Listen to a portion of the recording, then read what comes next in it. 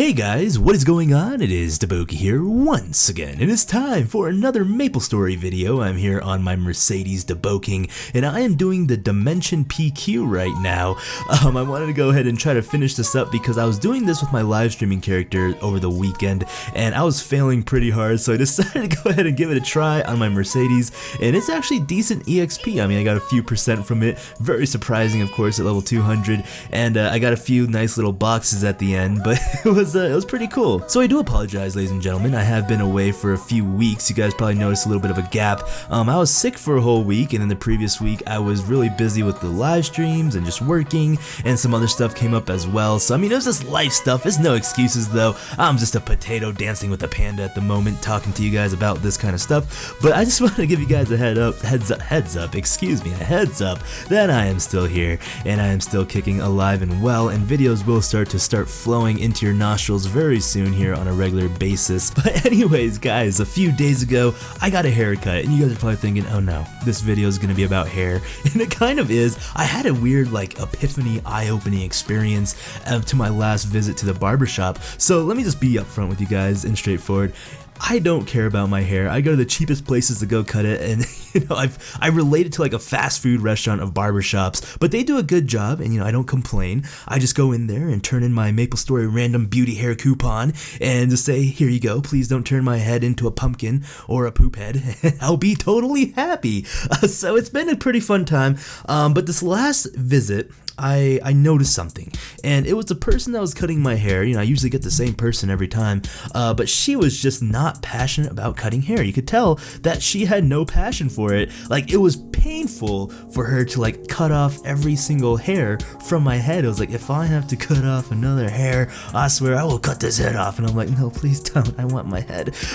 But she was just, she did not enjoy her job. That's what I kind of got from her attitude and her persona. I mean, she was very friendly though, and she was you know, making small talk with me, talking about the clouds and the weather and all, of course, all that good stuff. But is this the thing was because I had an experience of visiting a very intense, immersive barber in China. Actually, it was over last summer, where this guy gave me the best haircut of my life, and it was totally crazy experience. So I'll go ahead and share you guys a little bit about it. I walk into this barbershop in China, and this guy, first of all, he's like this majestic unicorn. He's so stylish, and he's got this like V-neck down to his belly button. His hair looks like some sort of frog, Penelope, and he's got these parachute pants that I thought that were discontinued back in the 70s. And I was looking at him, and he was beautiful. All right, he was a beautiful man, and I was like, all right, I didn't speak Chinese.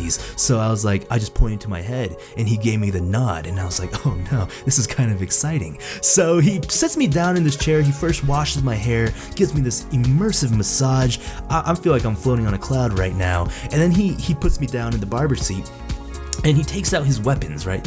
I like to call them weapons because he was kind of swinging them around like they were nunchucks and knives, but they were just really a pair of scissors and a comb.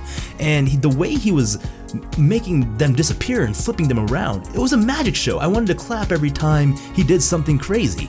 And you know, he was like putting on this performance for me, and he was like chopping off my hair in the most majestic way possible, and I was just in awe the whole time. And you know, my eyes were just like smiling, and I was just having a crazy time. I was this giggly little child there. And then afterwards he gave me another crazy head massage, and then he washed my hair again, and then he styled my hair. But the way he was like styling it, he was doing these like flips, and he was so into it. And then afterwards, you know, I was figuring this is gonna cost so much money, but it ended up only costing $2 US. And like, for $2, I got one of the best haircuts of my life, and it was just insane. And it was because he was so passionate about it. And I mean, my hair pretty much just looked the same regardless, but just the way he did it, it made me feel incredible, you know? And just like, I saw the fire behind his eyes while he was cutting my hair.